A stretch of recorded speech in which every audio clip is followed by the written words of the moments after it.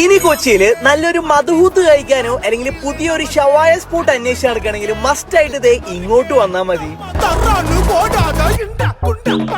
Finally നമ്മുടെ സ്വന്തം Arabian palace ഷവായ ലവേഴ്സിന് വേണ്ടി ഷവായ പാലസ് സ്റ്റാർട്ട് ചെയ്തേക്കാണ്. ഷവായ കഴിക്കാൻ പോയതാണെങ്കിലും എന്റെ കണ്ണ് ആദ്യം പോയത് ഇവരെ മധുഹൂത്തിലോട്ടായിരുന്നു. ചിക്കനിലും മട്ടനിലും ബീഫിലും സെർവ് ചെയ്യുന്നുണ്ട്. അടിപൊളി ടേസ്റ്റ് ആയിരുന്നു.